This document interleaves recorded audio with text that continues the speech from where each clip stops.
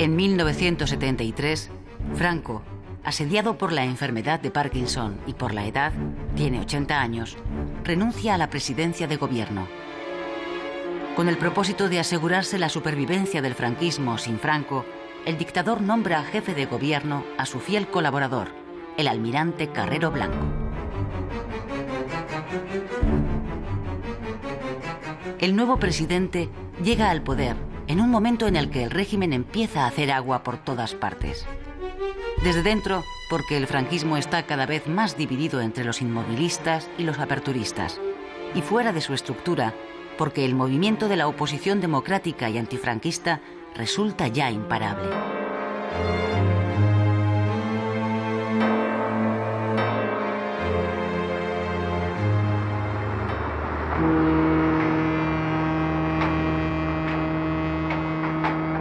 En el ámbito económico, el gobierno de Carrero coincide con la gran crisis internacional. Para España, los primeros efectos comienzan a verse en las estaciones. Los emigrantes vuelven de Europa. La crisis los ha expulsado. El desarrollo del país sufre un súbito frenazo.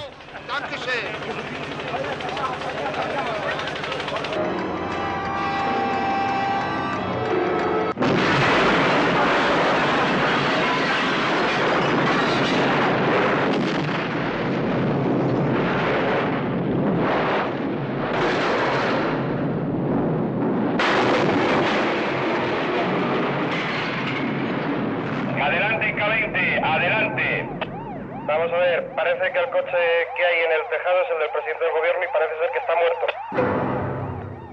El 20 de diciembre de 1973, Carrero Blanco es asesinado por la organización terrorista ETA.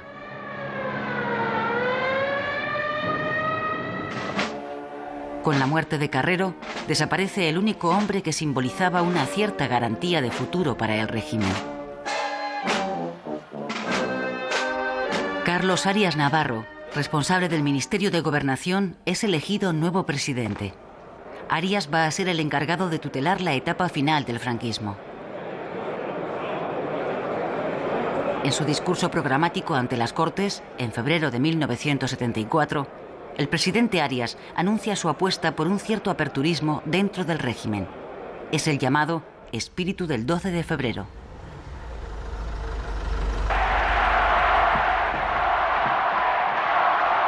La oposición, que ha ido ganando presencia en la calle e influencia en la sociedad, empieza en 1974 a dar pasos hacia su unidad. El Partido Comunista anuncia en Ginebra su intención de alcanzar una gran alianza entre las fuerzas políticas y sociales para lograr la ruptura democrática. Semanas después, nace la Junta Democrática de España, una plataforma unitaria de oposición a la que el Partido Socialista y otros pequeños partidos no se suman. ¡Camaradas! ¡Hasta Madrid! Primer secretario, Isidoro. Ese mismo año, 1974, el PSOE aborda en el Congreso de Suresnes la plena renovación del partido. Del Congreso sale una nueva dirección compuesta por hombres jóvenes. Todos ellos viven en España y ninguno ha participado en la guerra civil. El nuevo secretario general del PSOE se llama Felipe González.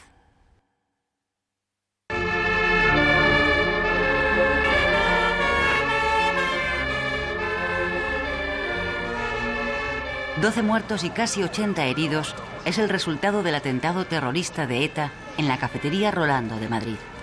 Es el 13 de septiembre de 1974. Este atentado es el pretexto utilizado por Arias para dar carpetazo a su anunciado aperturismo.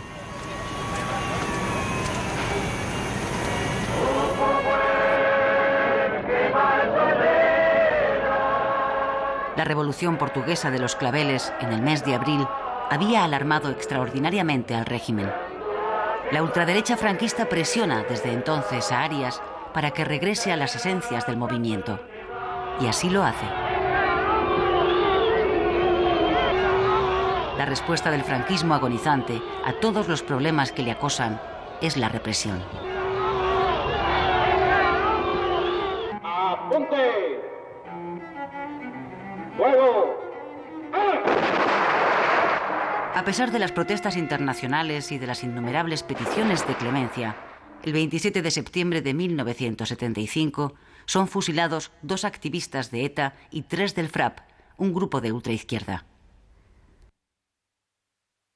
Su Excelencia el Jefe del Estado. Como en otras ocasiones, el franquismo convoca en la Plaza de Oriente una manifestación para intentar demostrar al mundo que Franco sigue contando con el apoyo del pueblo. Esta será la última vez que los españoles le vean vivo.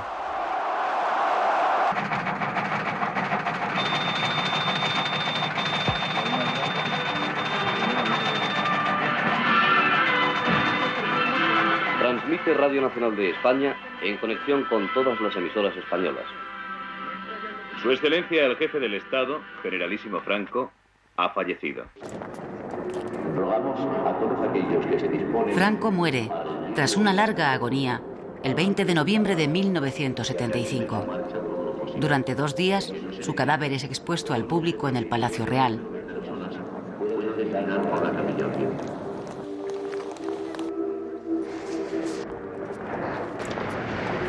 Los restos mortales del caudillo son portados por guardias del presidente de su Excelencia.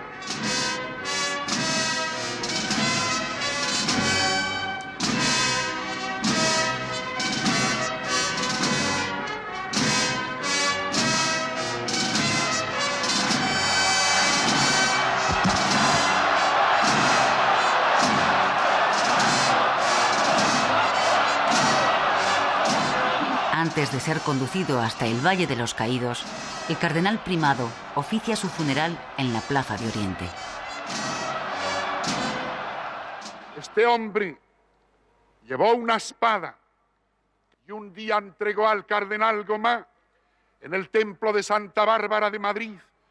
Desde hoy solo tendrá sobre su tumba la compañía de la cruz. En esos 2 símbolos se encierra medio siglo de la historia de nuestra patria. Franco dirigió con mano férrea, durante casi 40 años, el destino del país, al que sometió primero a una dictadura militar que evolucionó con el tiempo hacia un régimen autoritario.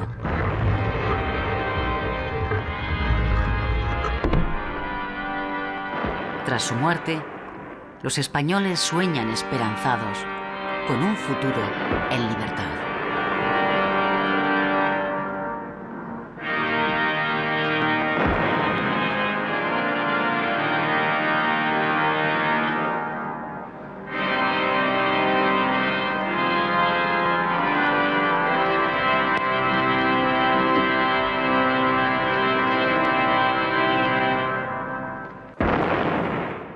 En nombre de las Cortes Españolas y del Consejo del Reino, manifestamos a la nación española que queda proclamado Rey de España, don Juan Carlos de Borbón y Borbón, que reinará con el nombre de Juan Carlos I. Señores procuradores, desde la emoción en el recuerdo a Franco, ¡viva el Rey! ¡Viva! ¡Viva España! ¡Viva!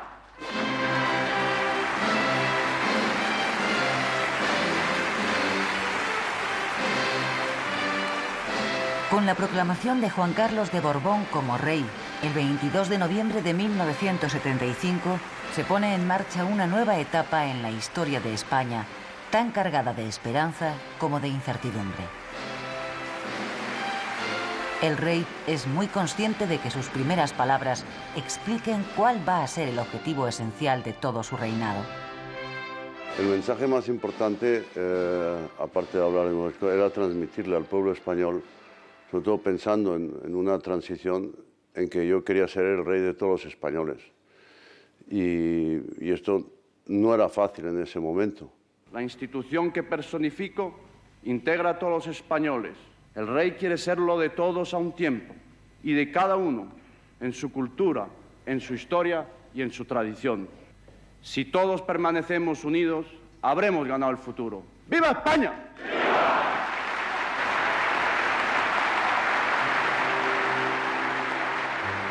Don Juan Carlos no ignora que la consolidación de la monarquía en España, en ese momento de la historia, después de que el país haya vivido 5 años en la República, 3 en guerra civil y 35 bajo la dictadura franquista, no va a ser una tarea fácil.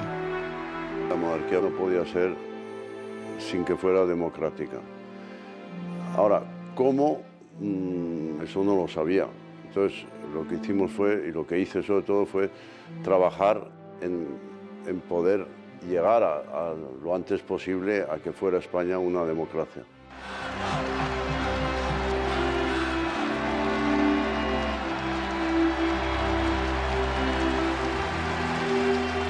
Para conseguir llevar al país hacia las libertades desde la legalidad franquista, el nuevo rey de España tiene por delante una tarea ingente y sumamente delicada.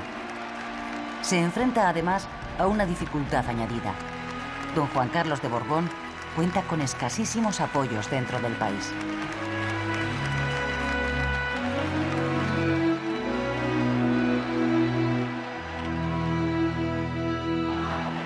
En el mismo momento en que los reyes saludan a quienes han acudido a vitorearles, la oposición democrática, ilegal y clandestina por entonces está manifestándose ante las puertas de muchas cárceles españolas exigiendo amnistía para los presos políticos y libertad.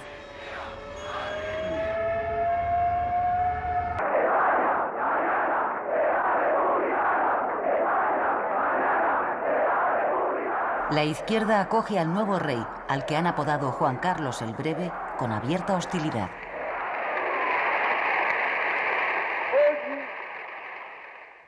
Il nostro paese è in un punto cruciale. Morto Franco, è stato incoronato re Juan Carlos I.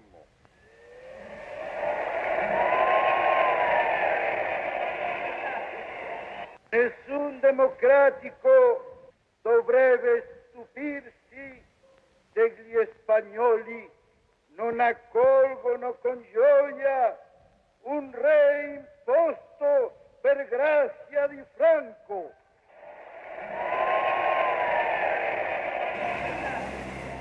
Tampoco el nuevo líder socialista, Felipe González, cree en los propósitos democratizadores sobre la base de la reforma de la legislación franquista que alberga el rey. Me parece difícil porque las instituciones actuales tienen una difícil transformación como no sea sobre la base de un cambio radical, lo cual no quiere decir de ninguna manera de un cambio violento.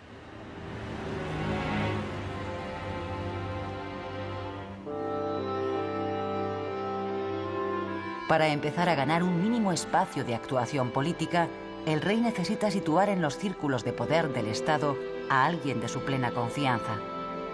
Ese hombre es Torcuato Fernández Miranda. Juro servir a España con absoluta lealtad al rey.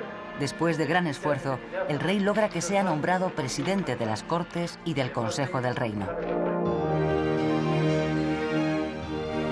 A cambio, el rey deberá conformarse con seguir manteniendo en la presidencia del gobierno a Carlos Arias Navarro, el hombre nombrado por Franco para sustituir a Carrero Blanco. Don Juan Carlos de Borbón interviene muy directamente en la composición del nuevo gabinete, el primero de la monarquía.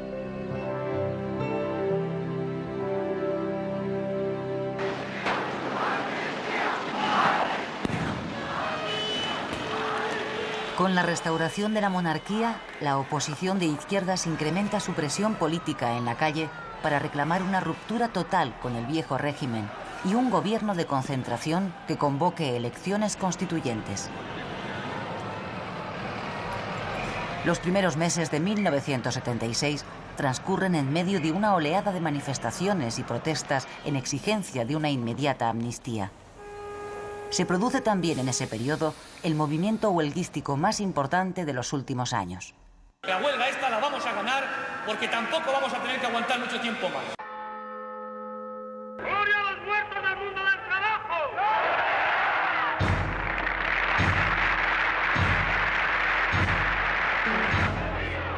5 trabajadores muertos por disparos de la policía es el saldo de los enfrentamientos que se producen en Vitoria el 3 de marzo de 1976, después de 3 meses de huelgas.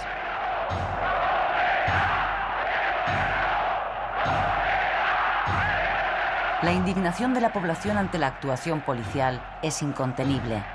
La tensión durante el entierro es enorme.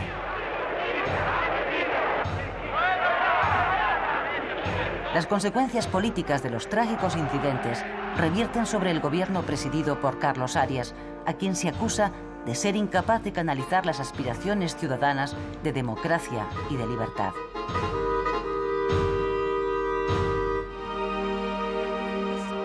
Los sucesos de Vitoria aceleran el proceso de unidad de la oposición, hasta ahora dividida en 2 organismos unitarios, la Junta y la Plataforma.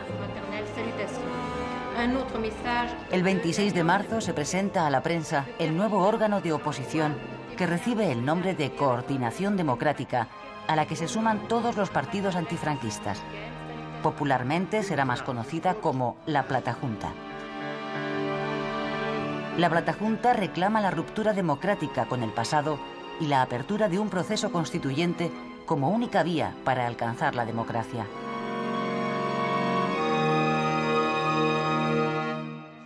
¡España! ¡Una! ¡España! ¡Grande! ¡España! ¡Vive! ¡Caídos por Dios y por España! ¡Presente! ¡José Antonio Primo de Rivera! ¡Presente!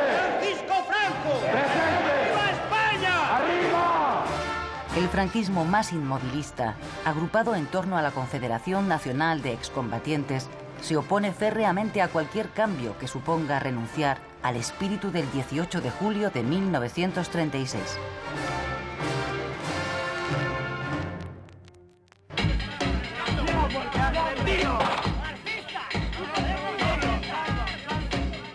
Dos muertos y 4 heridos. Este es el resultado, el 9 de mayo de 1976, de un nuevo enfrentamiento violento, esta vez entre las 2 facciones del carlismo en la concentración anual en Montejurra. El suceso acaba salpicando a varios ministros y golpea de nuevo al gobierno de Arias Navarro, que aparece definitivamente ante la opinión pública como alguien incapaz de llevar adelante la transformación política que el país necesita.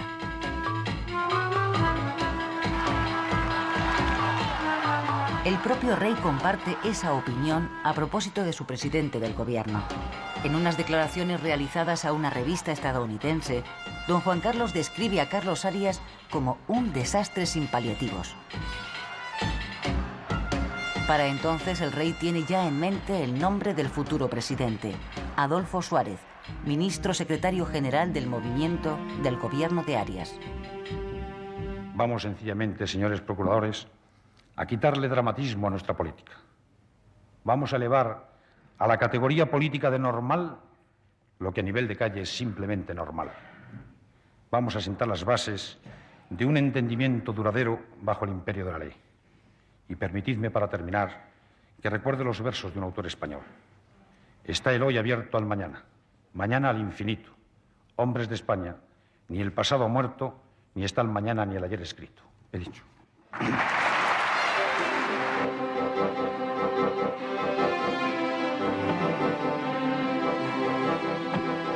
El 5 de julio de 1976, Adolfo Suárez acude a la Zarzuela para jurar su cargo como nuevo presidente del gobierno.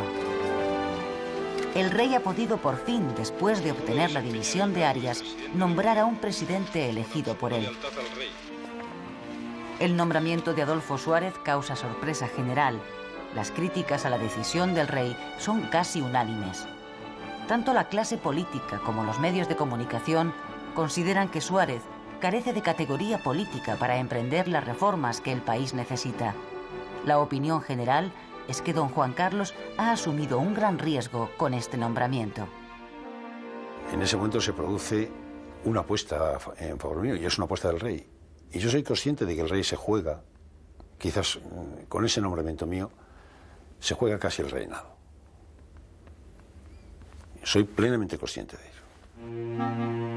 Los miembros del gobierno de Suárez son igualmente muy mal recibidos por la opinión pública, pero el rey, que confía en que este sea el gobierno que conduzca al país hacia las libertades democráticas, decide apoyarlo públicamente, presidiendo el primer Consejo de Ministros del nuevo gabinete.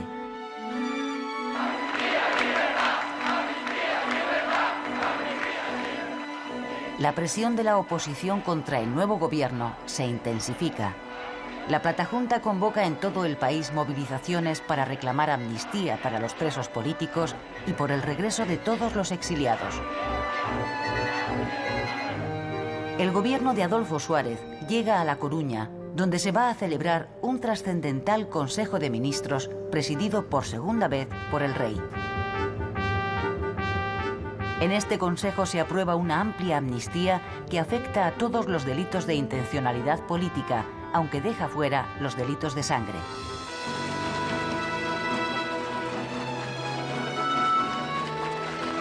La amnistía es bien recibida por la oposición, que siente que las cosas en España pueden estar empezando a cambiar.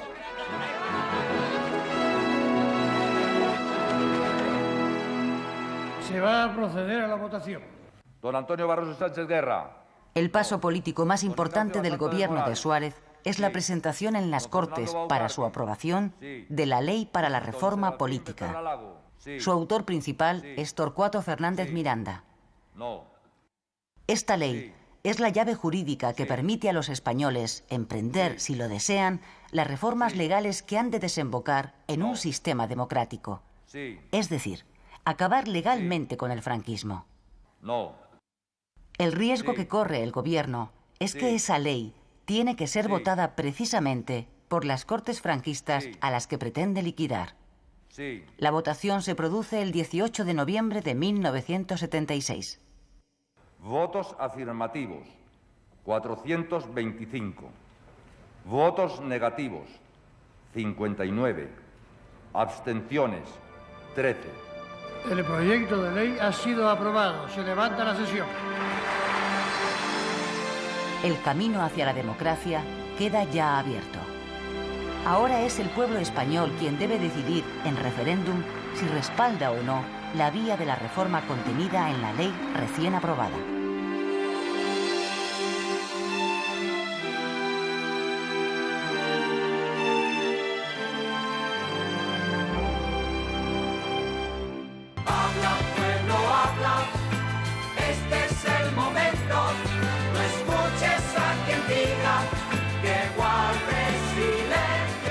La participación en el referéndum es muy alta, un 77,4% del censo. La ley para la reforma política es aprobada por el 94,2% de los votantes. La ultraderecha, que ha defendido el no, apenas supera el 2%. El resultado es un éxito para el gobierno y para el propio rey, que ha respaldado plenamente el proyecto reformista del gobierno Suárez.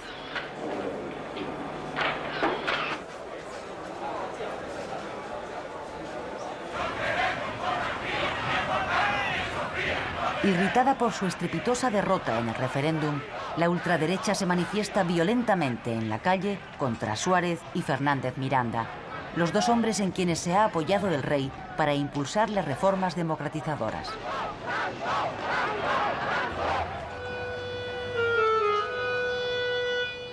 Santiago Carrillo, líder del PC, que lleva casi un año viviendo clandestinamente en España, es detenido por la policía en Madrid en vísperas de Navidad. La detención provoca intensas protestas en la calle por parte de los militantes comunistas pidiendo su inmediata puesta en libertad.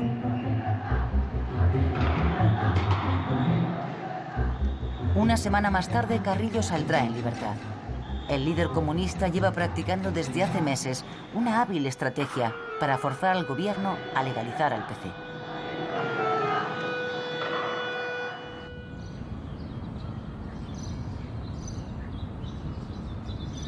El presidente de gobierno, Adolfo Suárez, es consciente de que sin el acuerdo básico de la oposición, el proceso político emprendido será inviable. Por eso inicia, después de haber ganado el referéndum, las negociaciones oficiales con la oposición democrática. Se trata de crear, de común acuerdo, las condiciones políticas exigibles para que en el mes de junio puedan celebrarse las primeras elecciones libres. La palabra consenso se pone de moda.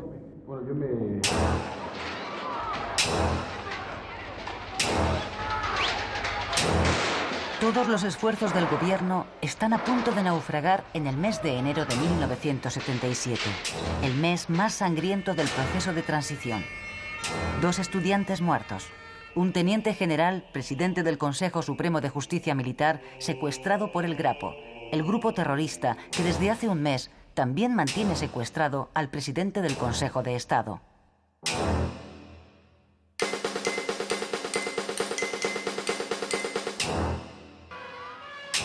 Cinco asesinados en una matanza llevada a cabo por terroristas de ultraderecha contra un despacho de abogados del Partido Comunista.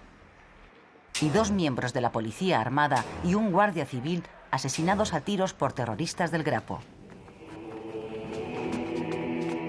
Esta terrible serie de sucesos, cuyo balance es de 10 muertos, 15 heridos graves y 2 altos representantes del Estado secuestrados, se concentra en una sola semana que ha pasado a la historia de la transición como la Semana Negra.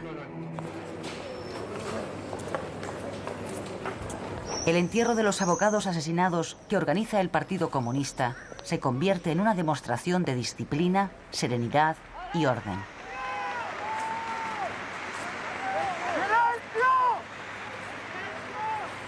Los comunistas, que siguen presionando en favor de su legalización, demuestran con este acto su voluntad de colaboración con el gobierno en pro del proceso político emprendido.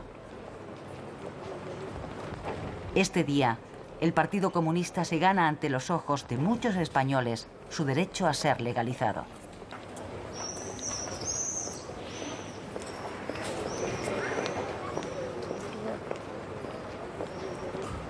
¡Nos ha matado el gobierno!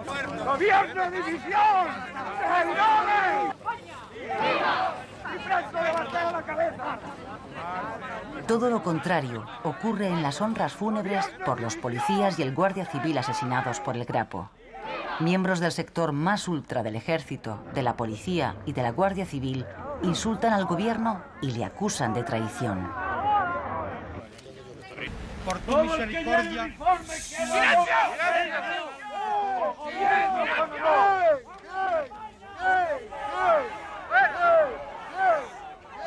Encima de la disciplina está el honor.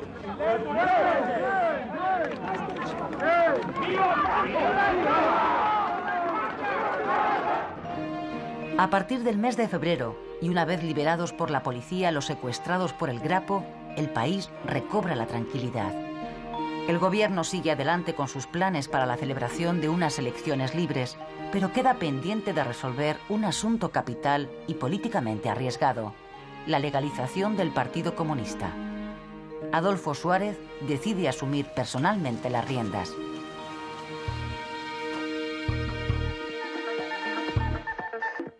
Señoras y señores, hace unos momentos, fuentes autorizadas del Ministerio de la Gobernación han confirmado que el Partido Comunista de España ha quedado legalizado e inscrito en el 9 de abril, en plena Semana Santa, el gobierno legaliza al Partido Comunista. El impacto de la noticia es enorme. La reacción de la población es de cautela. La alegría profunda de los comunistas se manifiesta discretamente en las sedes del partido, pero en los sectores más ultras y en la cúpula militar estalla una indignación no disimulada. Para mitigar la enorme tensión creada entre los mandos militares por la legalización del Partido Comunista, Santiago Carrillo acepta, a petición de Suárez, reconocer la monarquía, la unidad de España y la bandera nacional. Hemos decidido colocar hoy aquí, al lado de la bandera de nuestro partido, que sigue y seguirá siendo roja, la bandera con los colores oficiales del Estado. Al pisar España, dije que vendría llorando, y llorando estoy. No tengo más que una palabra: paz.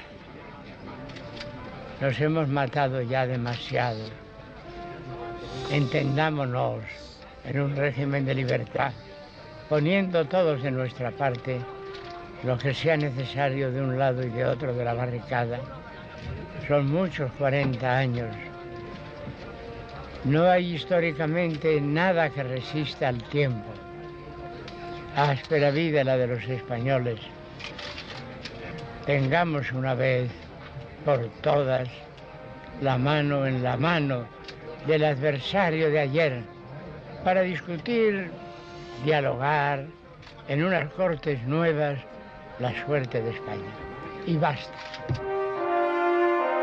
Superados todos los recelos, los exiliados de la guerra civil que no han podido o no han querido volver a España durante el régimen de Franco, regresan ahora a su patria, donde son recibidos como el símbolo viviente de la reconciliación entre españoles. Por su parte, el padre del rey, don Juan de Borbón, exiliado en Portugal, cede a su hijo, don Juan Carlos, los derechos dinásticos de la monarquía española. Con la cesión de los derechos, don Juan Carlos pasa a ser no solo el rey designado por Franco, sino el rey legítimo de la dinastía Borbón. Majestad, por España, todo por España. ¡Viva España! ¡Viva el rey! Después de casi 40 años de obligado silencio, acudid esta mañana a las 12 al Cine Ideal a escuchar las alternativas políticas que nos ofrecerán los candidatos al Congreso de... Las primeras elecciones democráticas se convocan para el 15 de junio de 1977. Estas son las primeras elecciones libres que se celebran en España desde febrero de 1936. Para la inmensa mayoría de los españoles, esta va a ser la primera vez que pueden votar en libertad. El país ha conseguido en poco más de año y medio salir de un régimen autoritario y sentar las bases de una democracia de hecho en la que el pueblo recupera su soberanía. Son casi 600 los partidos que concurren a las urnas. Las elecciones las gana la coalición centrista UCD, liderada por el presidente de gobierno Adolfo Suárez. Le sigue el Partido Socialista Obrero Español. A gran distancia de ambos, el Partido Comunista y Alianza Popular. Después, las formaciones nacionalistas. Los partidos extremistas no obtienen representación parlamentaria. Los españoles han votado moderación. El primer tramo de la transición política a la democracia se cierra el 22 de julio de 1977, cuando las nuevas Cortes Democráticas celebran su primera sesión solemne. En ella se sientan diputados de la izquierda y de la derecha, representantes de las dos Españas hasta entonces separadas y ahora unidas en una tarea común. Este solemne acto de hoy tiene una significación histórica muy concreta: el reconocimiento de la soberanía del pueblo español. El camino recorrido hasta el día de hoy no ha sido ni fácil ni sencillo, pero ha resultado posible por la sensata madurez del pueblo español.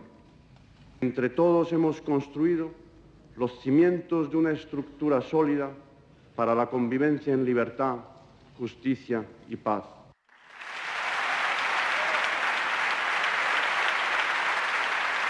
La primera tarea histórica que van a emprender las Cortes Democráticas es la elaboración de una Constitución. Resuelto con éxito el tramo más difícil de la transición, el nuevo gobierno de UCD se enfrenta a una tarea prioritaria y urgente: intentar superar la grave crisis económica que viene padeciendo el país desde comienzos de los 70. La situación es tal que la previsión de inflación para 1977 llega a ser de un 40%. Por su propio interés y por el de todos, seleccione productos de precio estable.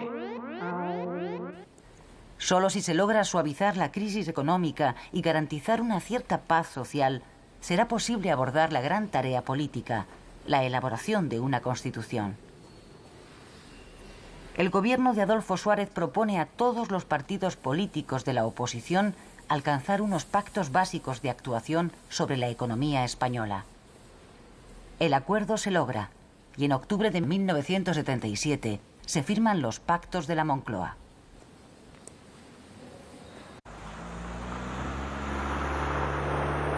En el mes de septiembre, el gobierno da el primer paso en el reconocimiento de la reclamación de autonomía en algunas regiones españolas. Josep Terradellas, el hombre que encarna la Generalitat de Cataluña, regresa a Barcelona tras 40 años de exilio, como presidente de esta Generalitat, de nuevo reconocida y aceptada. Ciutadans de Catalunya, ja sóc aquí. 2 meses más tarde se constituirá el Consejo General Vasco, órgano provisional de autogobierno.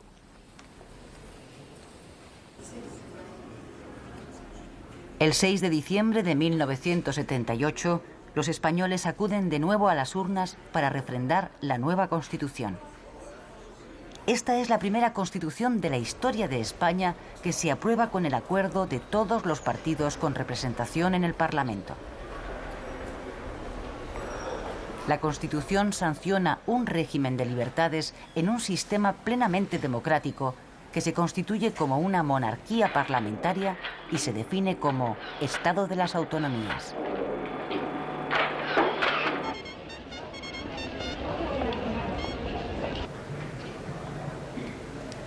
Con la promulgación de la Constitución por el rey, se cierra la transición política desde un régimen autoritario a una democracia parlamentaria. Han sido 3 años difíciles y muy intensos que los españoles han recorrido con gran esfuerzo, pero en paz.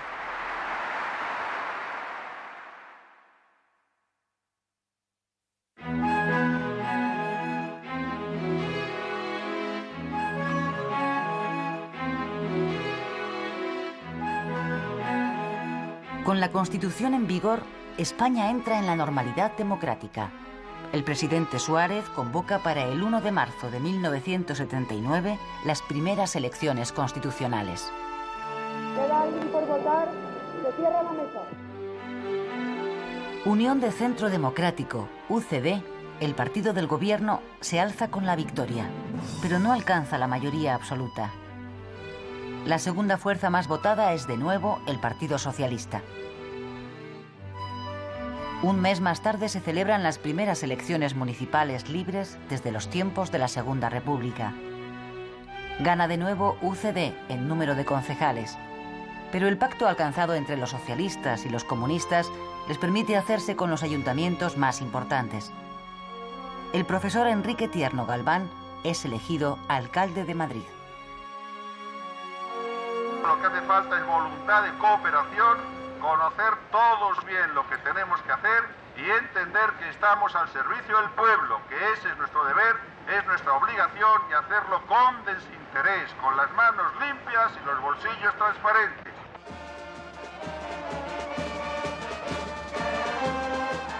El Estado de las Autonomías, recogido en la Constitución, comienza a hacerse realidad. Los estatutos de autonomía del País Vasco y Cataluña son aprobados en sendos referendos por vascos y catalanes en octubre de 1979. Pocos meses después, en enero de 1980, los andaluces aprueban en referéndum su derecho a acceder a la autonomía en las mismas condiciones que catalanes y vascos. Pero el Estado de las Autonomías como nueva realidad política aviva los recelos de los sectores más inmovilistas del país.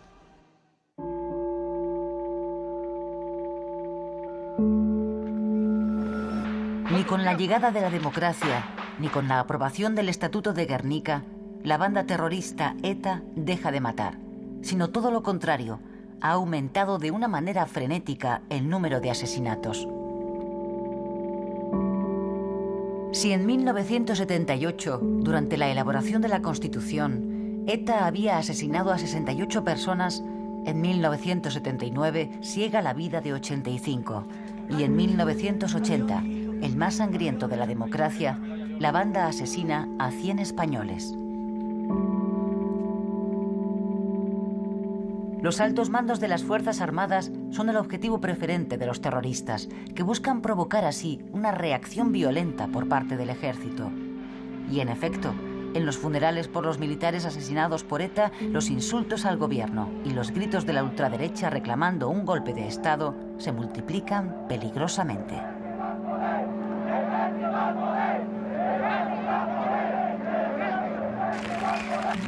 Me da miedo entrar en la cocina, me da miedo lo que pueda haber.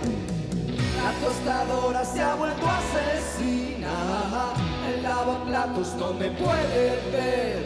Se han revelado todos a la vez. La mini pyme se ha unido. Con la llegada de la década de los 80, la sociedad española entra de lleno en una era de enorme apertura y plena libertad en las costumbres. La movida se pone en marcha.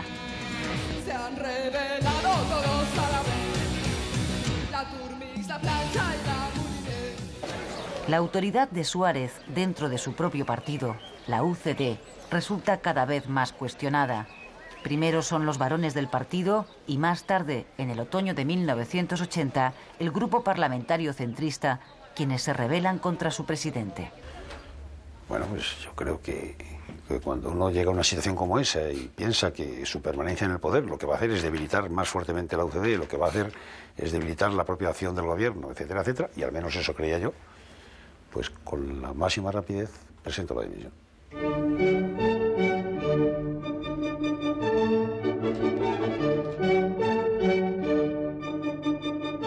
Mi marcha es más beneficiosa para España que mi permanencia en la presidencia. Y yo no quiero que el sistema democrático de convivencia sea una vez más un paréntesis en la historia de España. Buenas noches. El presidente del gobierno, Adolfo Suárez, anuncia públicamente su dimisión el 29 de enero de 1981. Su partido, UCD, designa a Leopoldo Calvo Sotelo candidato para suceder a Suárez al frente del Ejecutivo. Don Manuel Núñez en Cabo. Sí, algo. En estos momentos Hay un disparo. se ha oído un golpe muy fuerte en la Cámara. La Guardia Civil entra en estos momentos en el Congreso de los Diputados. Hay un teniente coronel que con una pistola sube hacia la tribuna. En estos momentos apunta. Es un guardia civil. El teniente coronel de la Guardia Civil, Antonio Tejero, encabeza el asalto a mano armada del Congreso de los Diputados. Y vemos cómo, cuidado, la policía.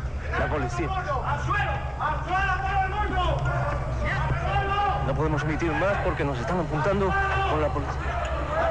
Llevan metralla.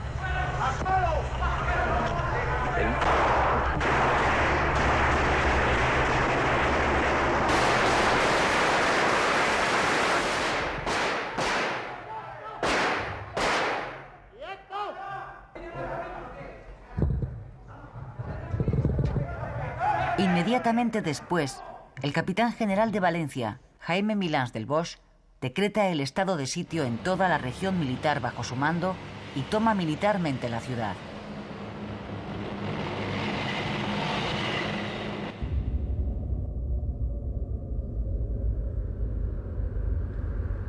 El país, sobrecogido, sigue por radio durante toda la noche las noticias sobre el golpe al que de momento no se ha sumado ninguna otra región militar.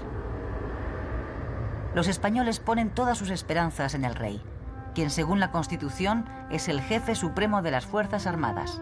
Saben que lo que don Juan Carlos haga para oponerse al golpe será decisivo. Pasada la 1 de la madrugada, el rey se dirige a los españoles por televisión. La corona, símbolo de la permanencia y unidad de la patria, no puede tolerar en forma alguna acciones o actitudes de personas que pretendan interrumpir por la fuerza el proceso democrático que la Constitución votada por el pueblo español determinó en su día a través de referéndum. Las palabras del rey tranquilizan enormemente a los españoles y desmontan radicalmente la falacia mantenida por los golpistas, según la cual el levantamiento cuenta con el apoyo del monarca. Es una noche interminable de angustia, y para sorpresa de muchos, queda claro que también el general Alfonso Armada, antiguo secretario de la Casa del Rey, está implicado en el intento de golpe de Estado. Atención, unidad móvil. Atención desde la unidad móvil número 2. Efectivamente, los primeros diputados se acercan a la primera fila de los profesionales de la información. El 24 de febrero, al mediodía, Tejero y sus guardias se rinden. Los diputados recuperan su libertad y con ella la de todos los españoles. El golpe ha fracasado. La democracia se ha salvado.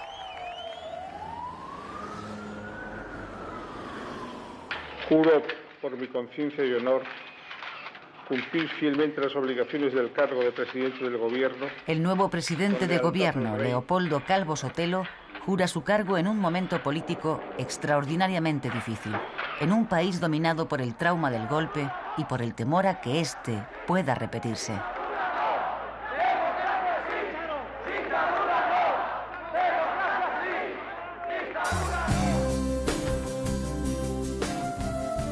Calvo Sotelo negocia con el líder socialista Felipe González el cierre del mapa autonómico con las 17 autonomías actualmente existentes. Esta será una de las prioridades políticas del nuevo presidente. Durante su mandato se negocian y entran en vigor 8 nuevos estatutos de autonomía, además de los estatutos de Galicia y de Andalucía.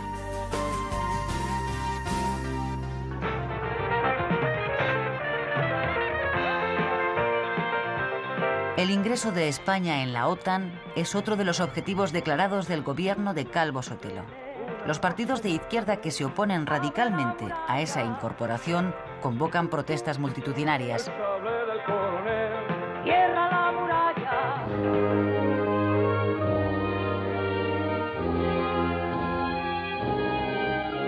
Pero el gobierno logra el respaldo del Parlamento y la incorporación de España a la OTAN es un hecho en mayo de 1982. Habéis recibido solemnemente a la bandera española y la habéis colocado entre las vuestras. Se hace así realidad la incorporación de España a la Alianza Atlántica después de haber sido aprobada por nuestros parlamentos nacionales. El juicio contra los militares implicados en el intento del golpe de Estado reproduce el clima de grave tensión política del 23F. En una decisión histórica que afirma la supremacía del poder civil sobre el militar, el gobierno recurre ante el Tribunal Supremo la sentencia emitida por el Tribunal Militar. El Supremo aumenta la condena de los principales responsables del golpe. El proyecto de ley de divorcio que el gobierno de Calvo Sotelo lleva al Congreso provoca grandes protestas callejeras de los sectores más conservadores del país e intensas presiones por parte de la Iglesia Católica. La ley del divorcio se aprueba finalmente con los votos de la oposición, pero ahonda de manera irreversible la profunda división que ya existe en el seno de UCD.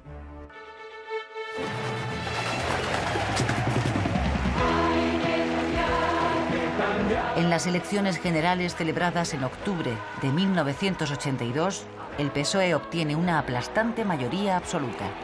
UCD, el partido que había pilotado la transición, queda prácticamente barrido del mapa político. Cabe decir con satisfacción que se han celebrado con limpieza las terceras elecciones generales. Y con ello quien gana, más que un partido concreto, es la democracia y el pueblo español.